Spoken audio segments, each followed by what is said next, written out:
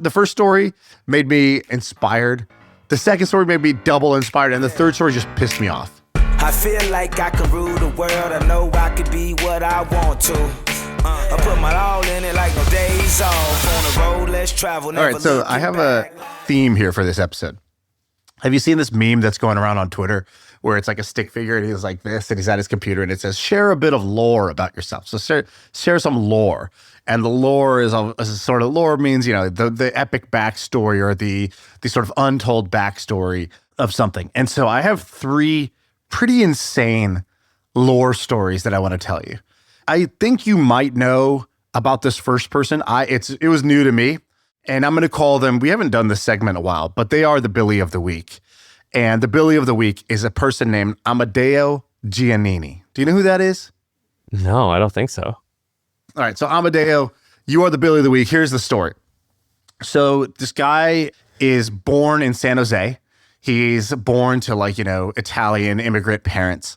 His father is murdered when he's 7 years old. So he's raised by his mom. His mom remarries. So his stepfather is in a business that you're kind of familiar with. Stepfather was a fruit stand wholesaler, which is, I think, kind of what your parents do. They're wholesale adjacent for fruit, something like that. Your dad's like a fruit broker. They are produce and fruit brokers, yes.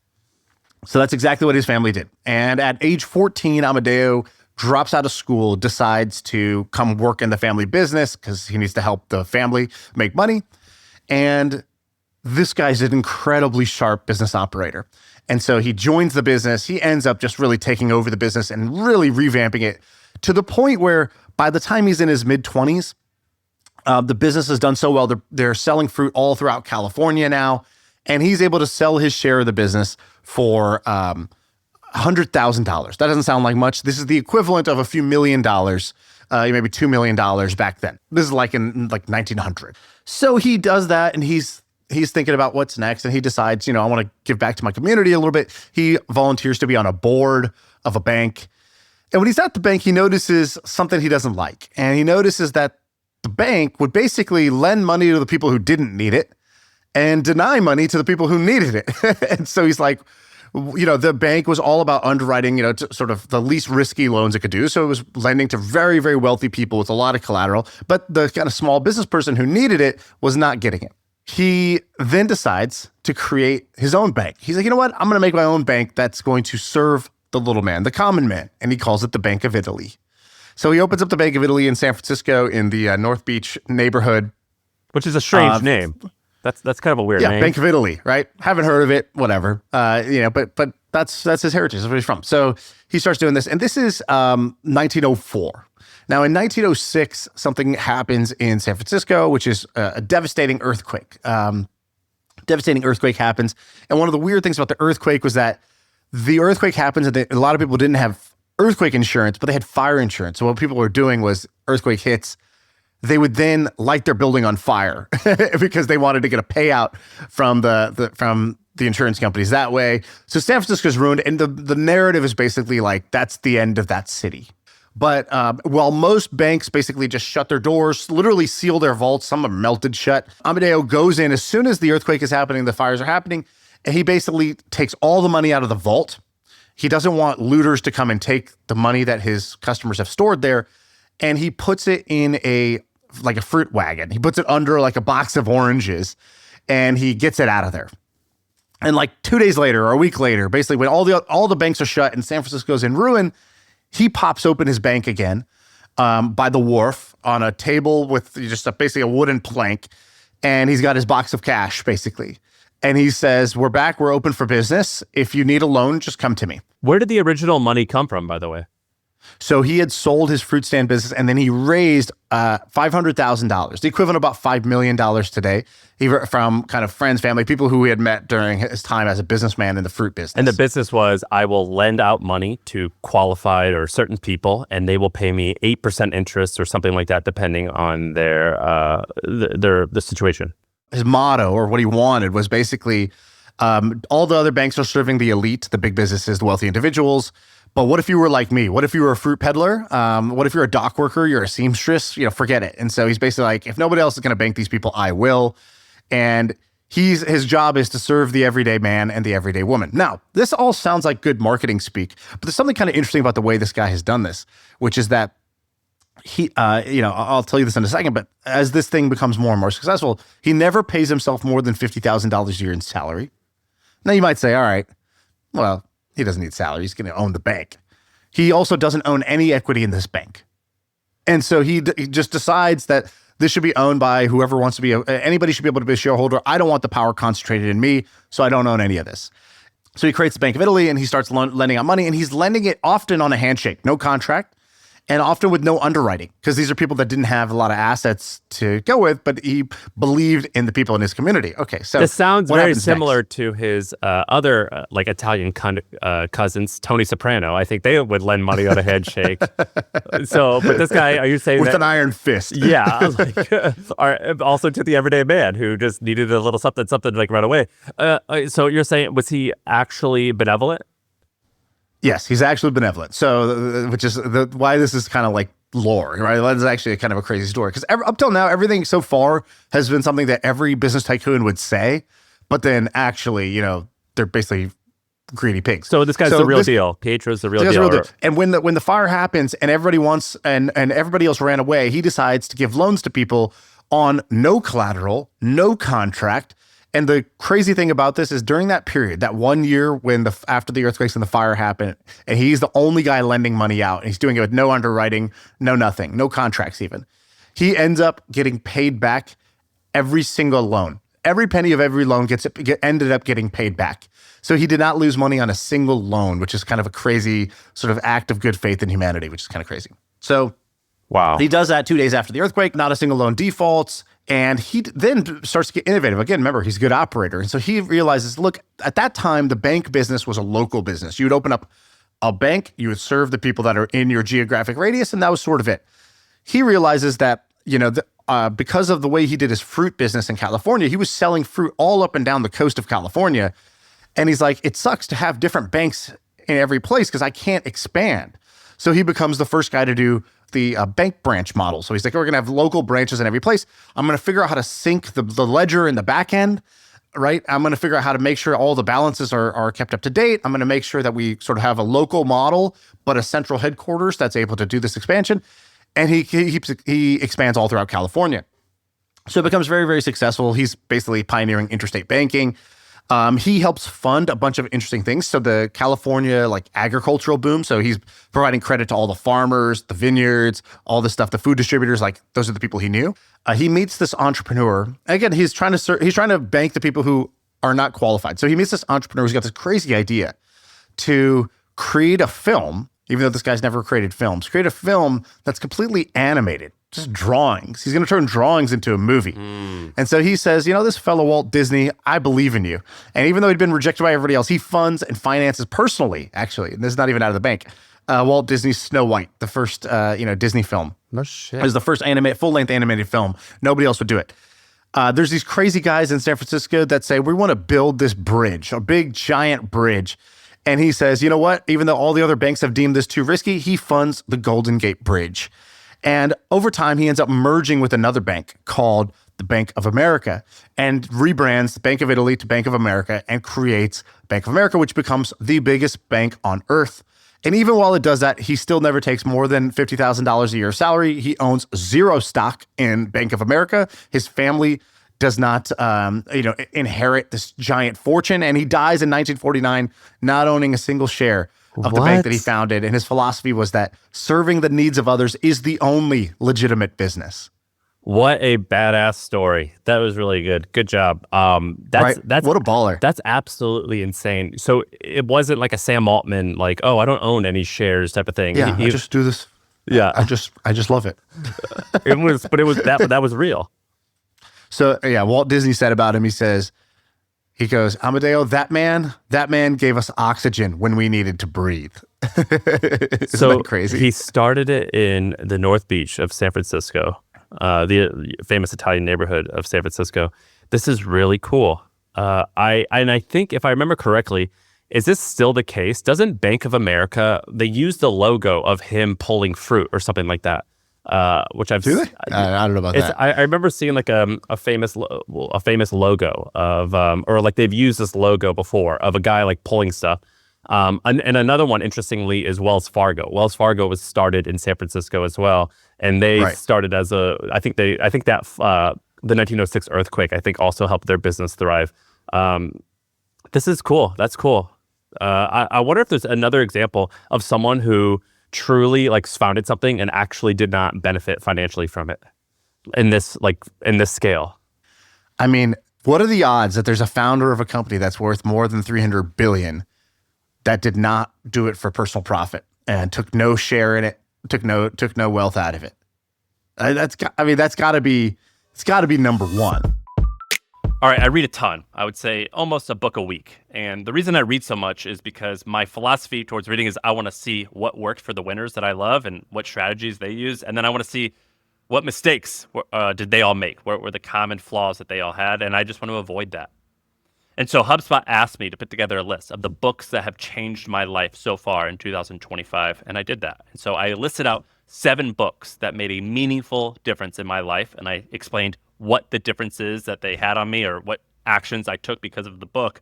And then also I listed out my very particular ways of reading because I'm pretty strategic about how I read and how I read so much and how I remember what I read and things like that. And so I put this together in a very simple guide. It's 7 books that had a huge impact on my life.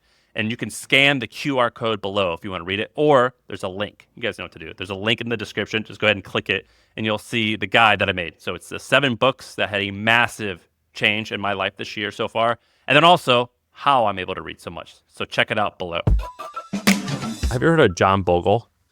Yeah, Vanguard. So John Bogle, there's this thing called, I originally learned about him because there's this thing called Bogleheads. It's like have you ever been to bogleheads.com? It's a forum where people discuss financial advice or investing. And the general thesis of Bogleheads is exactly what I buy into, which is just super boring. Just buy an index fund. John Bogle, and this is off the top of my head, so I could get some of this wrong, but John Bogle founded that. So he created this thing called the Vanguard Group, which created one of the first index funds, and that is now VOO and VTI, which are the 2 largest. And it's something like $1 trillion in assets or something insane like that. And John Bogle owned a portion of it, but I think when he died, I think his net worth was like $50 or $100 million compared to the $1 trillion in AUM that the company has. And so not the same as this Bank of America guy, but a little bit of a similar, like, kind of had a Robin Hood type of vibe. Well, you did one on Chuck Feeney, who gave it away, which I think is similar. But I mean, I've heard of a lot of people who give it away. I've never heard of anyone who built it and never took anything from day one. I think that's pretty remarkable. And you saw this story on Twitter where they're talking about the lore. Well, I was on the most interesting man in the world's profile, most interesting man on Twitter. Yeah, Shiel, and he was talking actually about Lloyd's of London. How he was telling a story more about Lloyd's of London, which is about when those fires happened. Lloyd, at the time, people were a little bit distrustful of like an overseas insurer, and Lloyd's of London said, they instructed their team, pay all claims in full, regardless of what coverage they had. And this just restored and they put an incredible amount of trust in Lloyd's of London and gave them an incredible reputation. And so in times of trouble, trouble is opportunity. And they sort of saw the opportunity to step in and be the most trusted partner when everybody else was trying to deny as many of the claims as possible, even ones that they really should have paid out. Lloyd's went the exact other way, and that helped build their reputation. And then he had a footnote at the bottom that this is similar to how Bank of America started. And I thought, that's interesting. I never really heard this story, and I went and started reading about it. So I think about these moments all the time. These moments where the data says to do one thing, and everyone says to do this one thing, and you choose to do the opposite, and it doesn't make sense, and it somehow works. I've had many opportunities in my career to take those chances, and I basically never do. like very, very seldom, because when you're up against those situations, it's you need courage. You need to be a little crazy. You need a bunch of that. And like, for example, I think Jeff Bezos has this story where he was like, yeah, the data shows that we can raise prices and we will just make more revenue, but nothing will change. People are just going to continue buying. And an employee was like, why don't you do this? He's like, well, because we said we're going to be the low cost provider. Like we said, you want to like be able to buy everything from us at a low price. So I don't care what the data says. The mission is the mission. And there's all these, I've heard of a variety of stories like this that I'm incredibly inspired by. Have you ever had an opportunity to take one of these moments and you actually took it, or do you typically follow the data?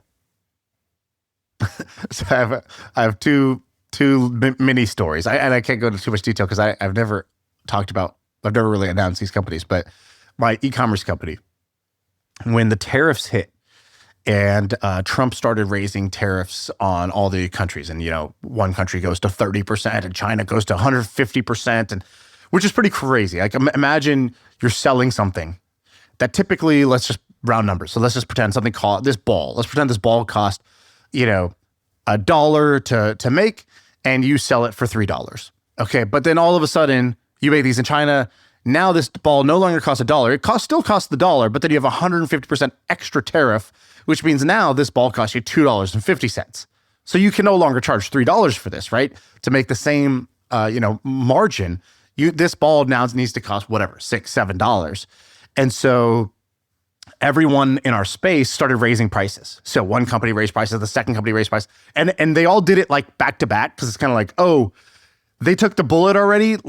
Now's the time, like a Friday news dump. Like, let's all raise our prices. And we were about to do it. The CEO of our company wanted to do it. And then I was like, what if we just do the exact opposite? Like, what if we just don't raise the price at all? Like, not to cut the price, because that would be like suicidal, but like, let's not raise the price. And so I wrote out this like long message, kind of like this like copywriting sort of thing, like, hey guys, blah, blah, blah. Almost like a bit like a prank, basically. So I was like, hey, as you know, this is the tariff situation, this is the reality of the situation is this. I just want to let you guys know, like, we're not raising prices. And literally the crowd roared on social media, thousands and thousands of like people sharing this in other communities and other groups, being like, this is the type of company to respect. And I'm like, oh my God, this is amazing. Pat on the back. Turns out well if you just give away free stuff, people love you. Fucking Robin Hood out here, man. And then 3 months later, I'm like looking at the P&L. Our margin has dropped to 3%. We have a 3% EBITDA margin, 5% or something like that. And, I want it to be 15 or 20%. And I'm like, how do we fix this? And it's like, I guess we got to raise the prices. And so I'm like, I'm going to try to figure out how to go back at this point and raise the prices now, because it just doesn't make any sense to run this business at these costs. Yeah. This is the hard part that I'm referring to. This is the hard part. So I took the short-term like roar of the crowd to be like, God, everybody loves it when I give away dollar bills for 70 cents. I'm the man. I'm a genius. And now I'm like, oh God, this is What's the second time? The second was a little bit different, which was one of my other companies. We had a situation where the business is going great. It's actually a slightly different situation, but the principle of trouble is opportunity. So this wasn't a pricing giveaway stuff, but it was like business is going gangbusters, and then adversity hits. Something happened. A competitor did something, and then all of a sudden changed the dynamics, and now we have to figure out what's going on. And as we're figuring it out, like, it definitely in the moment feels like absolute, like, it feels like trash. You wake up and you wake up and you're just like, oh my God, like my business that was so great yesterday, now, like, I was so hopeful, and now I'm absolutely hopeless. Like, we all know startups are this roller coaster. Even knowing that doesn't quite prepare you for when you go from that peak and then the roller coaster starts to drop. And we just had this moment where we were like, okay, one mindset here is damage control, so minimize the amount of bleeding that happens here. But before we go into just like minimize damage mode, let me just ask a question. Like, is there a way where we come out the other side of this much better off?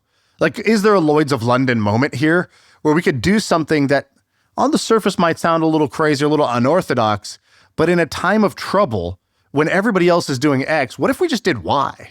Like, would that work? Is there a possibility for that? And so again, I can't like go into too much of the detail here, but I think it led to a slightly different mindset of like, actually, you know what? I think when we come out the other side of this, we're going to not just be stronger because we survived, but like, I think there's a thrive possibility here. If we just nailed X, Y, Z, and we never would have even figured this out had this not happened, right? And everyone else went left. But if we go right, I think we might end up being like, really have separated ourselves from the pack. And so we'll see how that one plays out. But, I just sort of always remind myself, which is like, within every disadvantage baked is a small potential advantage if you could figure it out, right? And that trouble is opportunity. So the natural reaction in trouble is that trouble is problems. Trouble is pain. And yeah, there might be some challenges, there might be some pain, but trouble is also opportunity if you have your eyes open during the trouble to figure out where is the opportunity. So we had Tim Ferriss on the other day. One of the most suggested books that he has or that he recommends to others is The 22 Immutable Laws of Marketing. Have you ever read that book? I've never actually read it, no. I started reading it this weekend because I want to learn, and he was just on and whatever. And it's only 110 pages. It's very short and it's very easy. And it's written by these two guys that are marketing consultants, whatever, and they have a lot of wonderful clients, so you kind of trust them. But they give you 22 laws not to break. And one of the laws refers to basically the idea of when everyone is going one way, it's significantly better and easier for you to not try to be better than them, but to be different. And one framework is to be the opposite. And you call out that opposite. And when you call it the opposite, the thing you can't insult the other thing. You just have to like objectively say what it is. So for example, they talk about two different mouthwashes. One was Listerine, I forget the other one, but the other one was the second place player. And they were like, well, instead of going after Listerine and like mocking it, we're just going to say Listerine makes you smell like you just left the doctor because it's like of clinical use and whatever. Right. We are the opposite. This is the one that actually tastes good. And so they're not exactly saying one's better or one's worse. They're just saying this is what this is. And then we are the exact opposite. And it gives you all of these laws to follow. It's an amazing book, but I'm rereading it. And what I'm learning is that what you're describing is a marketing problem and how most problems in business are marketing issues. And I didn't really think about that until recently, until I started reading this, and how perception's reality. And so like the truth there is no objective truth as to what products are necessarily better or worse. It's about what we think is better. And so this book is really good. You should reread it because what you're describing is like, it's sort of like when you reread the 48 Laws of Power and you like see like, oh, this person is committing this, like they are doing this. Like you could do the same thing with you get the Neo in the Matrix moment where you see the code. You're like, okay. Yeah, it's pretty cool. He's like, so you're telling me I'll be able to dodge bullets? He's like, I'm telling you. When you're ready, you won't have to, right? It's like basically, if you understand psychology at a certain level, then you're able to make less, you're able to do less work and have a better result. I used to have, I don't know if you remember this, at the office we used to come to in Monkey Inferno, we used to have a giant poster that I made where it was 3 triangles and then it was a picture of an ugly circle and it just said, different is better than better. For sure. And I made this for our team because like we're always just trying to say how we're better than everybody. And everybody says they're better, and everybody's trying to be better, and we're all trying to one-up themselves. The only thing we have to focus on is say how we're different. The public can decide if that's better for them, right? Maybe you want the mouthwash that's really clinical. Maybe you want the mouthwash that tastes good, right? Like, what do you want? Well, our job is just to highlight the difference. And it's really hard to be better than something that's been out, has more funding, more people working there, has been out for 20 extra years. Like, it's really hard to topple the incumbent with a better product, when actually you just have to be a significantly different product that will be way better for a certain set of customers. Hey, let's take a quick break. HubSpot helped Tumblr solve a big problem. Tumblr needed to move fast. They were trying to produce trending content, but their marketing department was stuck waiting on engineers to code every single email campaign. But now they use HubSpot's customer platform to email real-time trending content to millions of users in just seconds. And the result was huge. 3 times more engagement and double the content creation. If you want to move faster like Tumblr, visit HubSpot.com. All right, back to the show. All right, so the second one. All right, the second one is modern day. So we went, 130 years ago. Now we have a today situation that kind of inspired me. I think it'll inspire a lot of other people too. So do you know who Preston Thorpe is? Preston Thorpe? I don't think so. You may have seen this story because it was going viral recently, but here's the story. So I see this headline that there's this guy who's a software developer. He's an engineer, except the weird thing is that he's incarcerated right now. He's an employee, he's a software engineer for them, but he's incarcerated in a prison in Maine. and he has been for a while. And so I was like, how did this happen? What is the story here? And so the story is pretty crazy. Basically, this guy grows up. He's 17 years old. He's a computer geek. He's sort of always like, he's torrenting music and movies. He's doing what a lot of people were doing. A lot of us who were on our computers when we were teenagers. Not me, of course, for anyone listening, but others. And somewhere along the way, this is what he says. He goes, I get kicked out of my house by my parents for being a stupid 17-year-old like kids are. But instead of being broken homeless on couches, I come back, I'm apologetic, and I beg mom and dad to let me back in. That I'm sure was their plan, and it worked.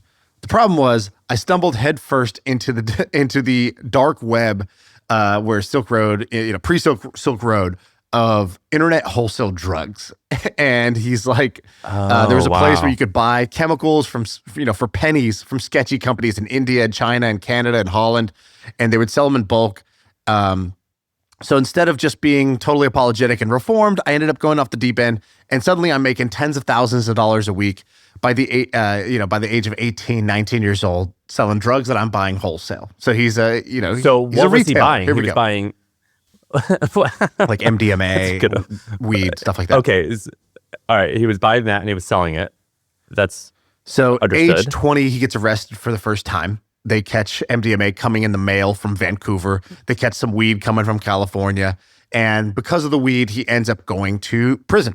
And so he goes to prison, goes for a couple of years, and he gets out. And here's what he says. He goes, a few years later, I leave prison with $0 in my pockets because lawyers and commissary are expensive and nobody pays Nobody pays what they owe you when you go to jail. And so then I get out and I'm living in a halfway house. It smells like crack smoke. It's filled with parole officers and junkies.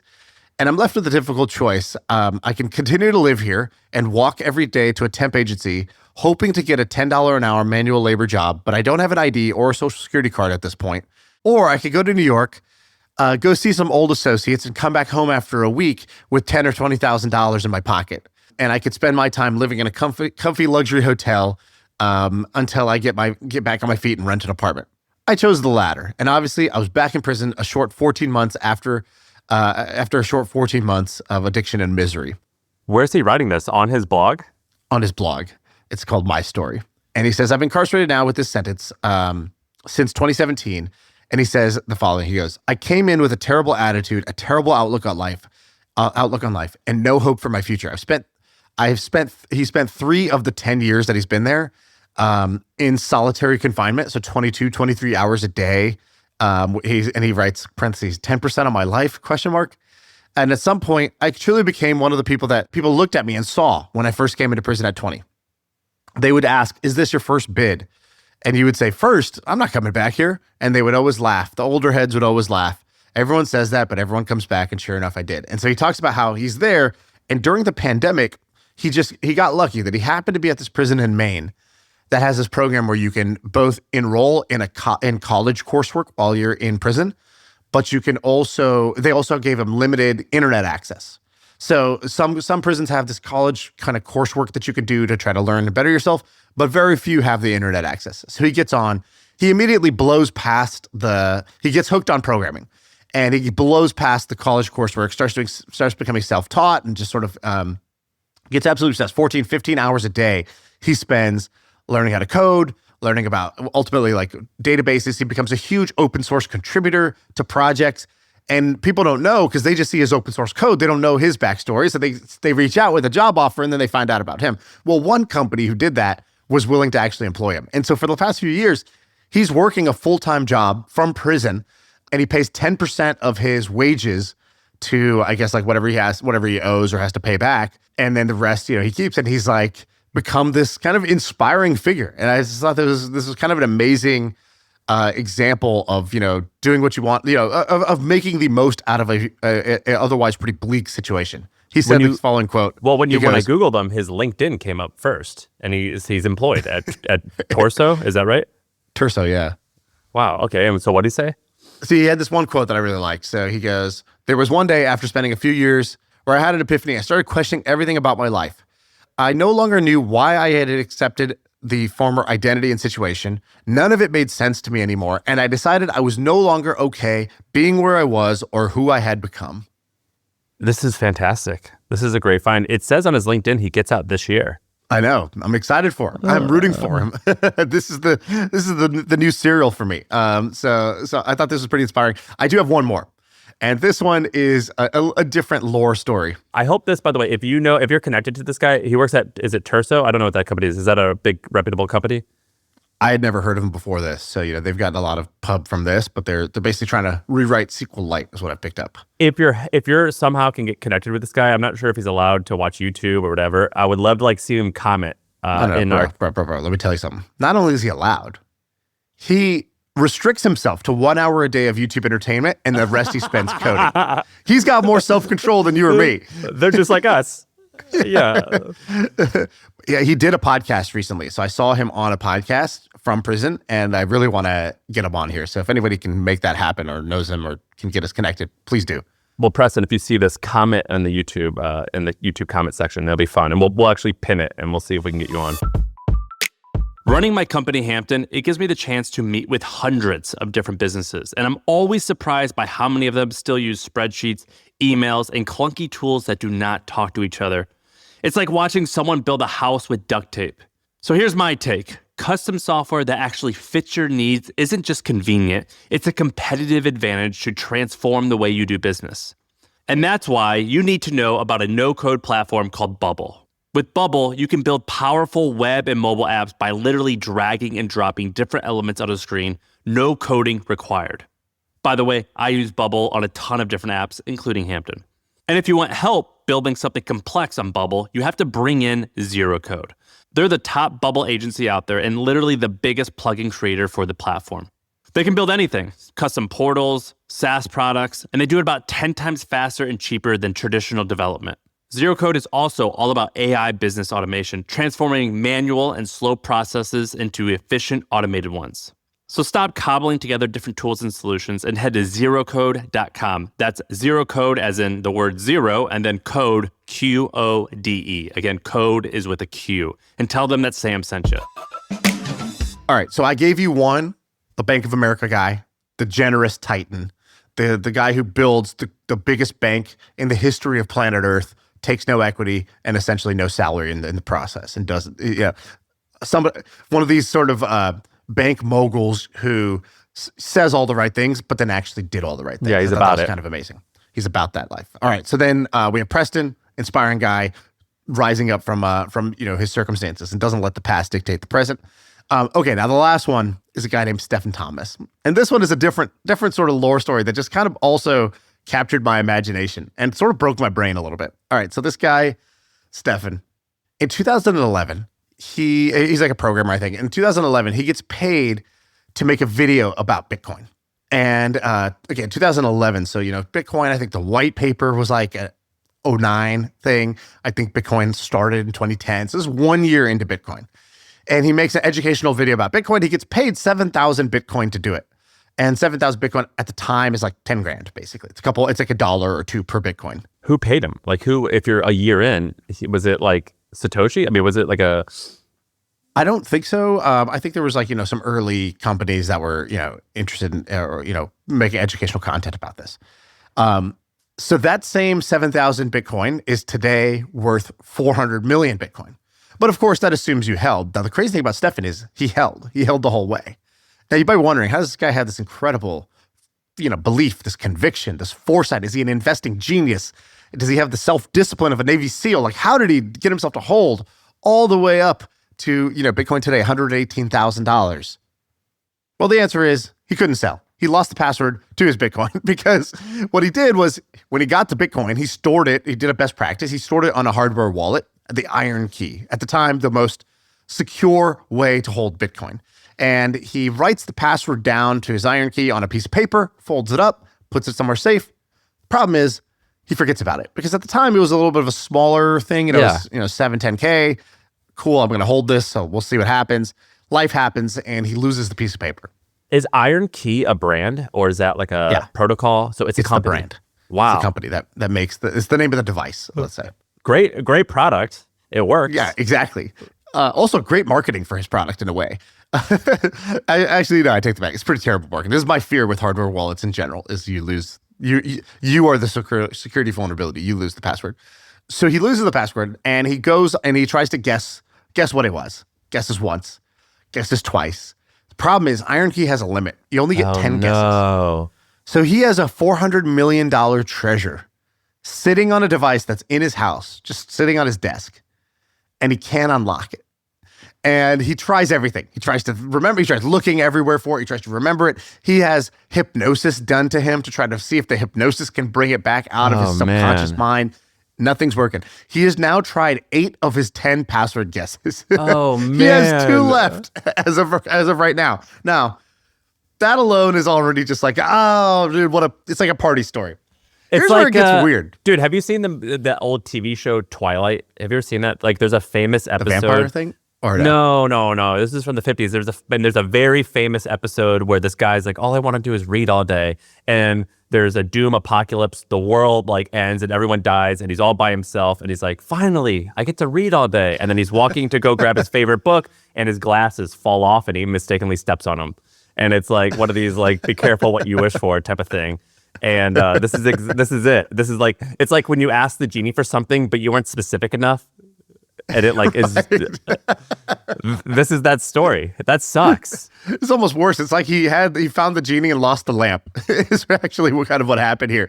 And so he's got this genie, he's got this lamp, he's got this $400 million treasure sitting on his desk, which would be one of the biggest like found treasures, sunken. Think about sunken treasures all around the world, or discoveries of diamonds or gold or things like that. This guy's just got one in his house. It's crazy. So now he's got 2 guesses left. And this was as of 2021. And there's this team of basically like cryptographers / treasure hunters who heard about this story and were like, we're going to try to break the IronKey. So they start working on all these methods. Now, what they're going to do, they weren't able to figure out how to actually like just pick the lock to open it without knowing the password.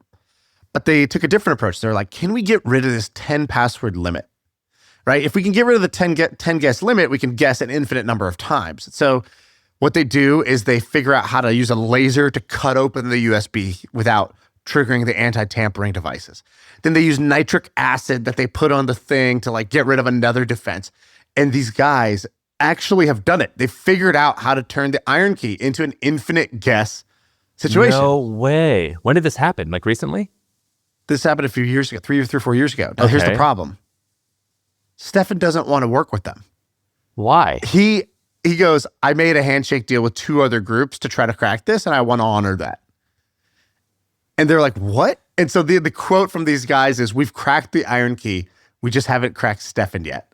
Oh, my They God. have the solution, and he won't use it because he made a handshake agreement with 2 other groups, promising them a portion of the proceeds. But there's enough to go around. It. Wait, so it's 7,000? It's 7,000? Oh, well, yeah. So that's $700 million. Yeah, now it is, yeah. So there should be enough to go around, right? Where you could have like 3 parties to work on this? There should be more than enough. In fact, there's also other things that he could do. He could just sell it today for a guaranteed payout to any of these groups, right? Like you could be like, I'll take 50 million today, and you guys go ahead. If you crack it, I think it's 800 million total or whatever. 800 million is minus 50. You can keep 750 if you can crack it. But if you don't, the risk is on you. So he has like all these options. And it's so bizarre to me that he is not taking any of the fantastic options that are in front of him. Isn't this just weird? This is weird. Is he wealthy? Complete nonsense. What's his, like I'm looking him up. It looks like he... It made me mad, to be honest with you. The first story made me inspired. The second story made me double inspired. And the third story just pissed me off. Is Stefan rich or anything like that? Like, is he a big deal? I don't know if I think he's done well. He has done other stuff in the realm of crypto. So he started this company called Coil that was like trying to do something interesting in crypto. It failed. He now is the creator of Interledger, which is like a kind of like an open payments protocol he's trying to make. Yeah, it's kind of weird. I mean, he's not $800 million rich. Like, I think this would be the greatest thing he's ever done. Do you have any friends that have like for example, my roommate James was like a hacker early on, and he was hardcore in the space, and he was doing the typical stuff. Like he was buying things. Like as soon as Bitcoin was accepted in this weird experimental way, he was like, hell yeah, let's do it. And he spent 1,000 Bitcoin on whatever. Do you have any friends who have done crazy things like that? I have a friend that lost 200 Bitcoin. I know personally, which today, and every year it just sort of updates how bad that loss is. So now it's a $23 million loss. He was kind of kicking himself when that was like a, $200,000 loss or whatever at the time. But he's like, yeah, dude, I mined. He's like, I mined 200 Bitcoin. It's on a hard drive somewhere. I think I threw out the hard drive. I think I threw out the laptop. Like it's gone. And that's insane. There's another guy that's got this story where he his USB or his hard drive, his Bitcoin hard drive was in a landfill. I heard that. And he was trying to search for it. They wouldn't let him. He's like, I will buy the whole landfill. And he tried to purchase the landfill and they turned him down. And this guy's just like trying to get access to this landfill to go search for his hardware. So that's it. That's what I got for you. 3 stories. That's just my gift to you this week, Sam. All right. That's awesome. That's great. That's it. That's the pod. I feel like I can rule the world. I know I could be what I want to. I put my all in it like no days off. On the road, let's travel, never looking back. My friends, if you like MFM, then you're going to like the following podcast. It's called $1 Billion Moves. And of course, it's brought to you by the HubSpot Podcast Network, the #1 audio destination for business professionals. $1 Billion Moves. It's hosted by Sarah Chen Spelling. Sarah is a venture capitalist and strategist. And with $1 Billion Moves, she wants to look at unicorn founders and funders. And she looks for what she calls the unexpected leader. Many of them were underestimated long before they became huge and successful and iconic. She does it with unfiltered conversations about success, failure, fear, courage, and all that great stuff. So again, if you like My First Million, check out $1 Billion Moves. It's brought to you by the HubSpot Podcast Network. Again, $1 Billion Moves. All right, back to the episode.